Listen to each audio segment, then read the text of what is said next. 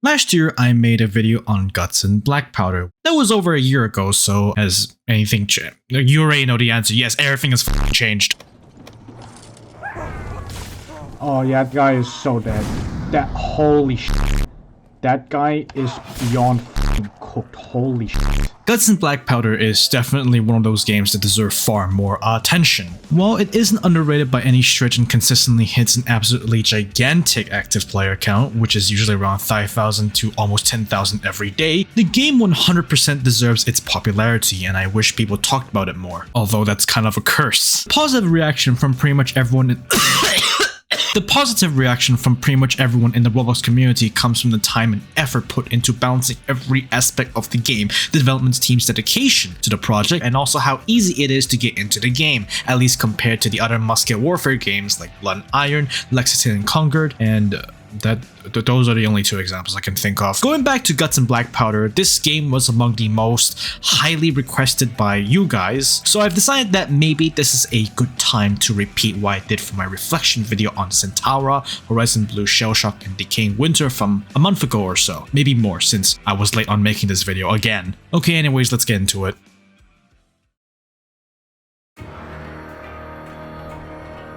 The gameplay has received some major changes, some of which I consider to be complete reworks. Some of the changes includes a couple new maps, a ton of new equipment to buy and play around with, and a new zombie, the Cuirassier, which also coincides with the addition of a new class, kind of, where you can play as cavalry regiments that spawn with heavy armor, outside of sappers with the heavy siege engineer armor. This does not include the Game Pass exclusive Lancer regiments, even though their uniforms have immaculate drip. To start off with the most important new addition to almost every map in Guts and Blackpowder, new and old, there is a new zombie that has a chance of spawning either naturally or from players who died while being severely infected, the Cuirassier zombies, or as I sometimes like to think of them, the annoying little cunts. Now, Cuirassier zombies on paper are your biggest threat, especially on one of the new maps, St. Petersburg, more on that later. Cuirassier zombies on their own are extremely threatening.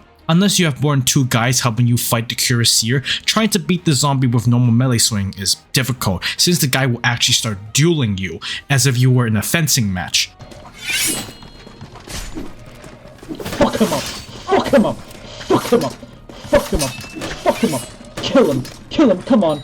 Come on, bastard! Kill him! Do a flip! The Cuirassier zombie's strongest attack, though, is when they start screeching and point their saber towards the sky, which means they're about to prepare a charging attack. Getting hit by a Cuirassier is not fun. Once you get hit by a charging attack, you take a monstrous amount of damage and are basically crippled. You can't move, though this will later be changed to allow you to crawl away from danger, and you can't defend yourself. The only way to save you in this state is to get a surgeon who can revive you, quote unquote. You can survive a Cuirassier charge without getting crippled if you're wearing the Sapper's Heavy Siege Engineer armor, which you can purchase at a shop as a very expensive and also not very worth it consumable armor. Like, I rarely ever use it. Instead of getting crippled, you take a little bit of damage, get thrown to the floor, and the Cuirassier zombie will look like an idiot. Black, are you bum? Are you getting router, man? That's what you get, fam. Push you. In addition to the Cuirassier zombies, you can now also play as the Cuirassier classes. They're basically regiments that wear heavy cavalry armor that has special damage resistance and, like the heavy siege engineer armor,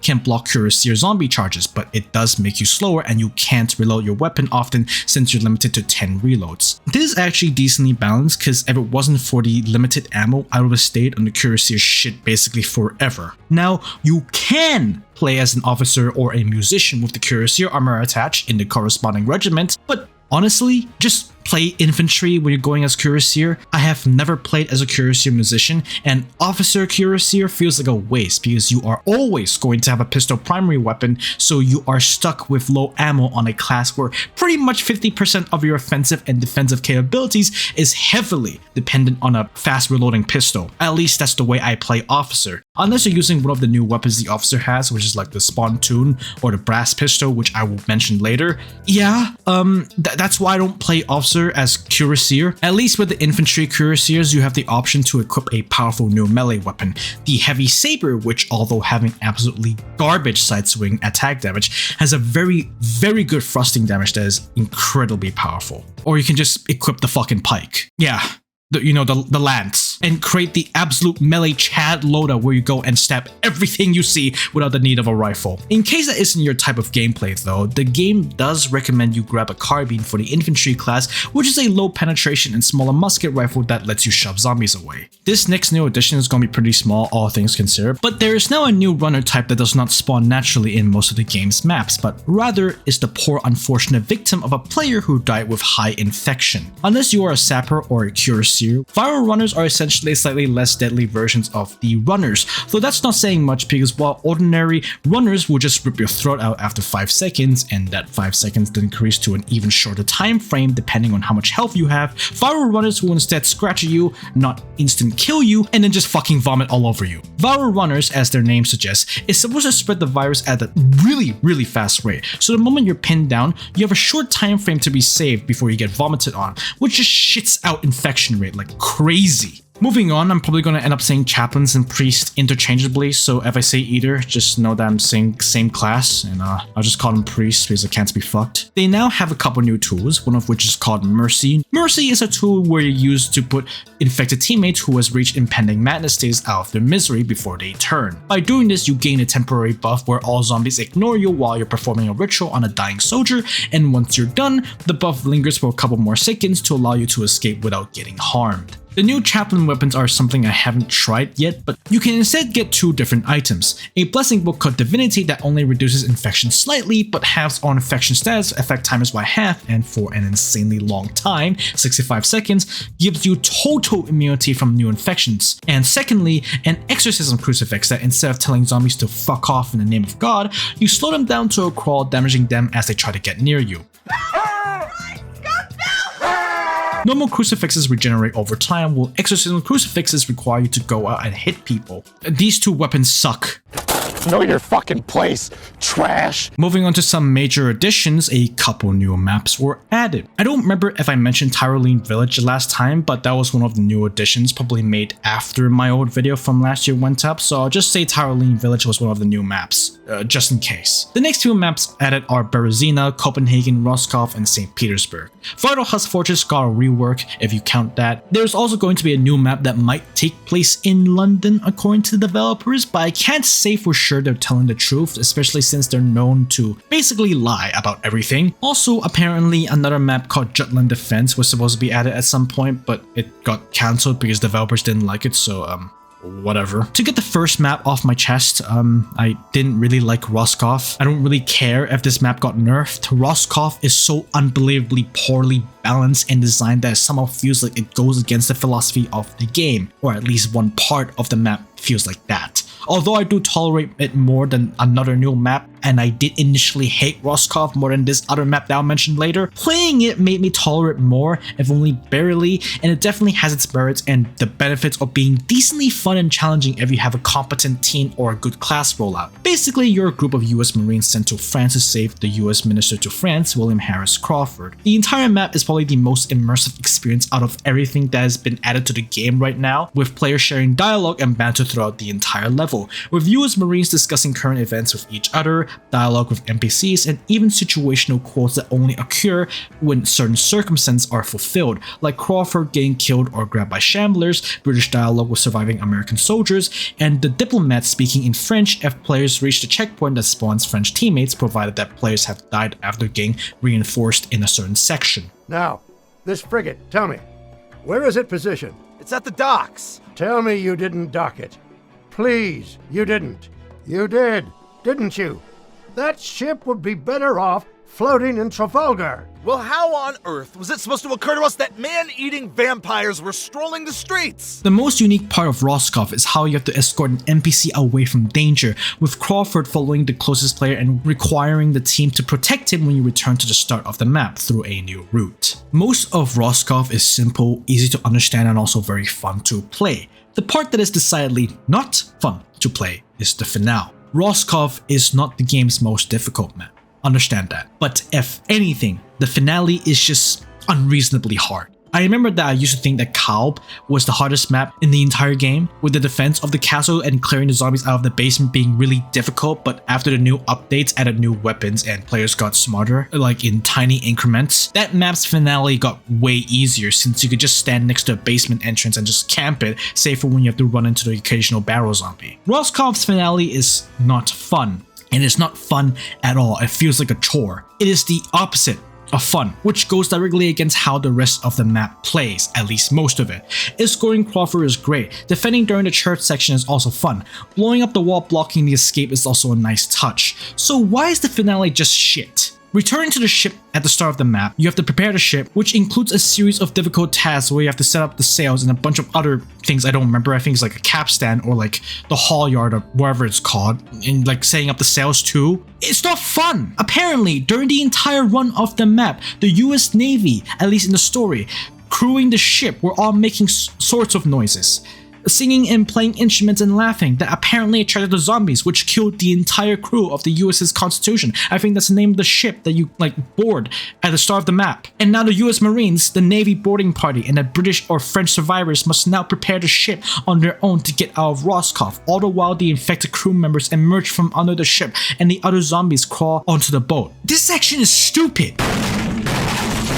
I don't mean stupid in a badly designed or overcomplicated task, I mean stupid as in the insane spawn rate of the zombies. I don't know if it's just me or a universal thing, but every time my team reaches the boat section, an unreasonable amount of zombies break out of the ship's lower compartments and just start swarming you. Why? This is not balanced at all. The other maps like Kalb, Copenhagen, even Berezina are balanced. Roskov's finale is just bullshit in its purest goddamn form, and it's all got to do with the goddamn zombie spawn rate. Like most of my problems with this map, at least with the finale of Roscoff, would be gone if it just disabled barrels from spawning directly underneath the floor. If it climbed up on the side, yeah, I can take that. That's understandable, but I don't want them to spawn directly from underneath the fucking floorboards. That is annoying. It's abhorrent. Maybe it's because my teammates just universally suck ass at Roscoff, given that I've seen multiple people retreat to the stern of the ship and not do anything else for the rest of the finale, but at this point, I don't care. I had a good team once that got destroyed by Roscoff's finale because of the stupid zombie swarm. No matter how much you're willing to defend Roscoff, and even if a developer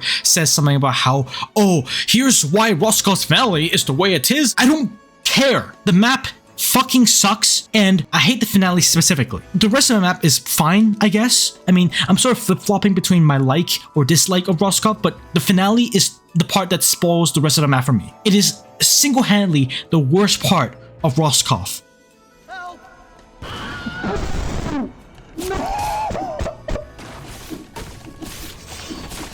Protect Crawford, you idiots! Holy shit, hurry up! Heal later! Crucifix! Crucifix! Crucifix! Where's your crucifix? Hate Roscoff! This map is not fucking fun! The fact that you have to, one of the badges you have to get is like, survive the entire map in one life is so fucking weird. I hate this fucking map. Completely asinine bullshit! Next map, Copenhagen. Taking place in the capital of Denmark, you must escape British quarantine, who are actively burning and bombing the city with naval cannons. At first, I didn't really like this map for its difficulty, but I grew to like it, and it's arguably the most fun campaign map in the game right now. Copenhagen feels almost perfectly balanced with a finale that trumps all other campaign maps in the game right now. Basically, it's great for being one of the most well-designed maps in the game, and it's not because the Danish voice line screaming help is funny. I don't find it funny. While Copenhagen does get bullshit at times, with the part where you have to fill water buckets to take out a fire being a bit too much, even compared to the finale, it more than makes up for it by the fact that you have to escape the city by getting onto a small boat, defending zombies from climbing onto it, and destroy a British ship, stopping potential infectees from spreading the infection. Absolutely insanely fun finale. For the next map, it's Berezina, which isn't a campaign map and was the first hold-up map added to the game. I didn't like this map when it first launched, but then I eventually decided that actually this might be my most favorite map in the entire game. Here you have to build a bridge in some abandoned village in Russia, which takes place during Napoleon's retreat, by grabbing a hammer and waiting for a caravan to deliver wooden logs for you to build across a frozen river. There's a freezing mechanic like in the new Vital Husk Fortress, where spending too much time out in the cold or in the freezing water accelerates your hypothermia, which is something I mentioned earlier. This map is great. It lets you take your time and rewards you based on your contribution to building the bridge and not on surviving, which makes it pretty fair for people who've just joined a match during, let's say, the bridge being 50% done, and if they do enough to contribute to the bridge being built, they can earn a lot of francs. The only part I didn't like is how sometimes the zombie spawn just ramps up for no reason, and when you have to build in the freezing water, a runner zombie can just grab you and pin you in a place that other players can't see you, since it basically just puts your whole ass body under the river, so your teammates have a hard time trying to see where you got pinned down. Anyways, the finale of Berezina, if you can call it one, is just inconvenient. It just slows you down, I guess, where after the first few wagons get past the bridge, the middle section just breaks and you have to repair it before the last wagon can cross. It just feels like it's padding out the gameplay. It's not intuitive. It feels like bothersome. Vital Husk Fortress used to be the shortest campaign in the entire game, and it could have been the easiest out of all the campaigns if it wasn't for no rework and the fact that Leipzig exists. Anyways, Vital Husk's campaign is now much longer and, at least for me personally, way more easier to understand. Find cannon supplies, blow the basement gate containing shovels needed to escape, dig to a nearby church, hold out and defend inside the same church while ringing its bell, then activate the lighthouse. Originally, I thought Vital Husk's ending was difficult compared to how easy the rest of the campaign was. Now, it's way more balanced, I guess, but I do feel like it's way too easy now if you got a really good team handling the cannons. Also, this map has a similarly unique feature of Roscoff where reaching a checkpoint reinforces teammates under a different nation, where once a rescue ship arrives, which is the HMS Undaunted, it spawns the British Navy rather than Danish soldiers. But it's at the very end of the map, so it doesn't really impact gameplay or immersion at all. The next map is Tyrolean Village, which is an endless map, and I don't have much to say about it. I just think it's fun. It does lead to funny shit like this. Oh my god! Behind you, you idiot! Okay, I'm not saving this cunt. Bye-bye. Fuck you, I'm not saving your stupid ass. You fucking idiot! This fucking dude, can you stop setting yourself on fucking fire? Holy shit, it's not that difficult to throw a tar bomb. Did he set himself on fucking fire again? Fuck him up! Oh shit. Oh fuck. Oh fuck! Fuck! Hell! Oh my god, can't shoot him! Ah! We're not gonna make it to wave 35, boys. Oh my god, fucking die already, cunt. Oh shit. Come here, fucker! Oh shit. Oh shit! Holy shit. Holy shit. Holy shit. Holy shit! Ah! How did you set yourself on fire, man? Someone set themselves on fire again! They have spawn immunity, so just shoot the bomber, the fucking instant kill. What the fuck was that? Whose poor fucking body just flew across the fucking map? I might blow myself up. Well, it was worth it. Bro thinks he's Yakuza 3.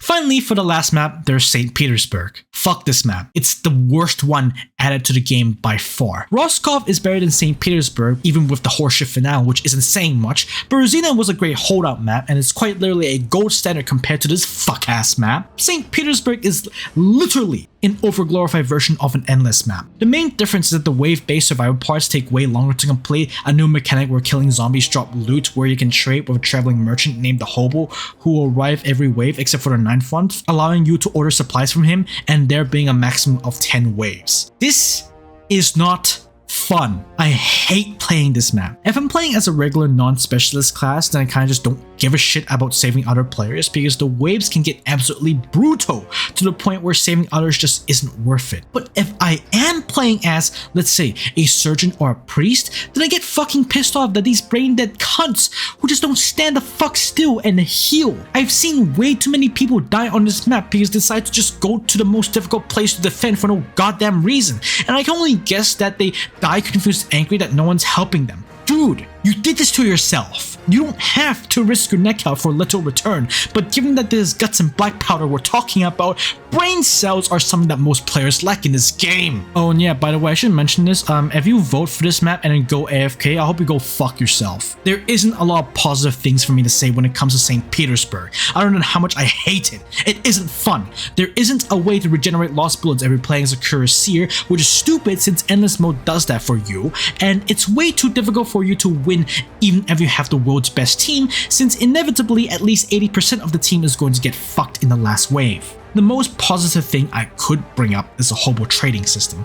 That at the very least is a neat mechanic. You can order more grenades, cannons, cannon ammunition, because they're also limited to this map specifically, bandages, and even have mortar support to help make the map easier, in like tiny amounts. The average Guts and Blackpowder player's IQ craters the moment this map is selected. It punishes players for committing the cardinal sin of existing. Every time this map is put into the voting rotation, I dread it, since the majority of players who vote for St. Petersburg are either pussies or, like I said earlier, they just go AFK. If you somehow enjoyed this map, good for you. If you vote for this map and then go AFK immediately, and I'm going to say this for the third time now, or beg for people to play as Sapper but then choose actively to not play as Sapper, go fuck yourself. Anyways, other than the new maps, there's a bunch of new gear. I don't want to get in too deep with the new stuff since there's way too much to mention, but other than the cuirassier and the musicians and the priest's new equipment, all the classes get new firearms and melee options. I'll try to be quick with this. The officers can now swap out their saber for a spontoon, which is like a big pointy stick that acts like a pike. Instead of charging, it lets you stand in a formation, and players around you, if they're using a musket or a lance, will brace and do impaling damage where zombies just walk into the swords. Very good weapon.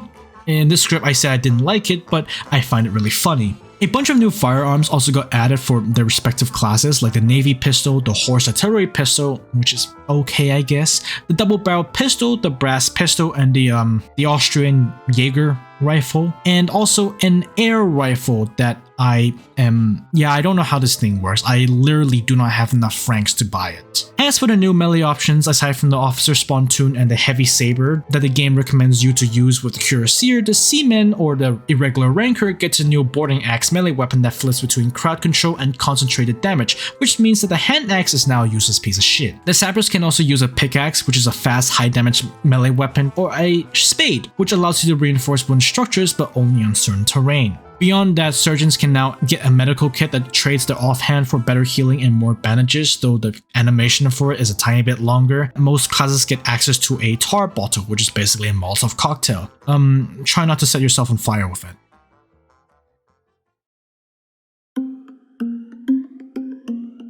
This isn't meant to be a negative connotation, but yes, my opinion on the game did change, but in a way that makes me feel like the game feels more varied than before, which is a good thing. Except for St. Petersburg, because that map fucking sucks. With all the new additions and giant changes made to the game, a lot of things I said in my old video no longer applies. Aside from endless mode, because I still hate it. To summarize what I said in my old video, firstly, I liked the map visuals, and the only part I disliked was how dark some of the maps got. Secondly, all of the classes are very well balanced and have great synergy, but there's too much reliance on sappers. Thirdly, endless mode sucked and I hated it. Fourthly, I don't really agree with this one anymore. I thought the priest unlock requirements was stupid, which required a lot of saving teammates. Fifth, there was a lack of tutorial that taught newcomers the basics of the game, and there still isn't one, as far as I'm concerned. And last but not least, my teammates sucking ass. This has stayed the same. Do not touch that.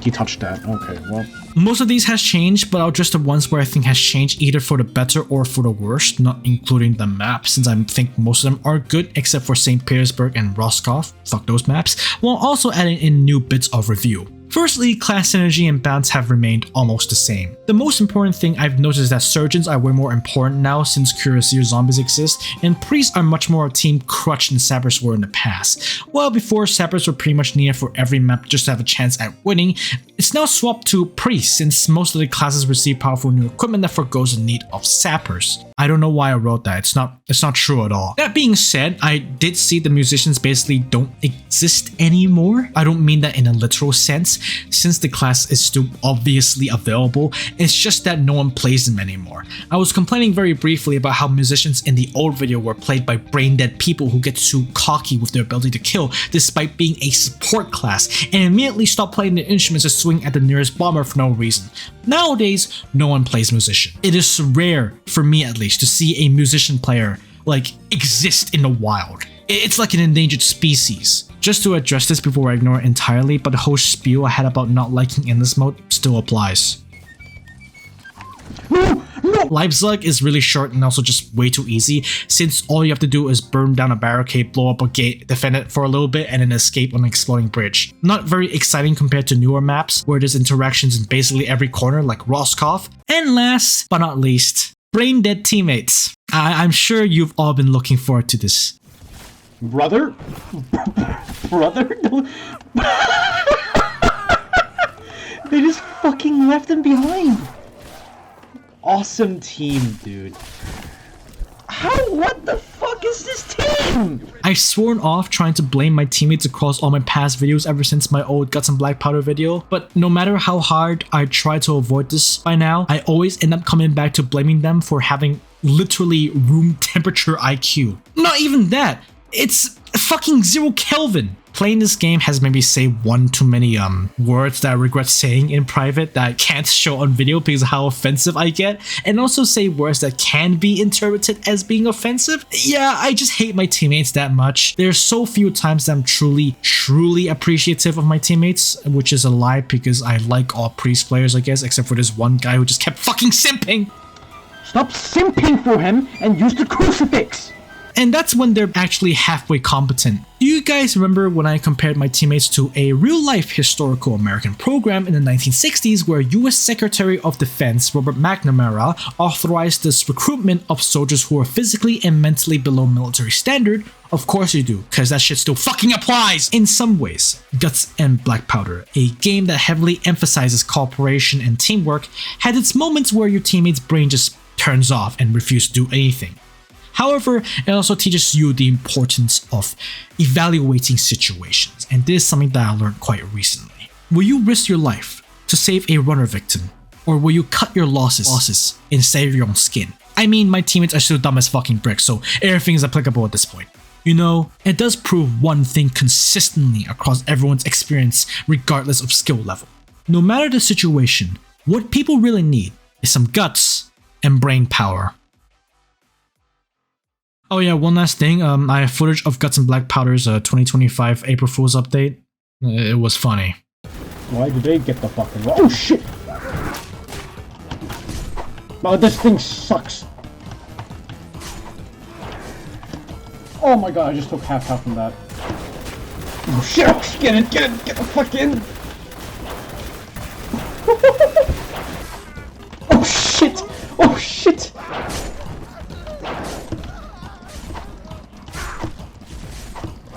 Oh shit!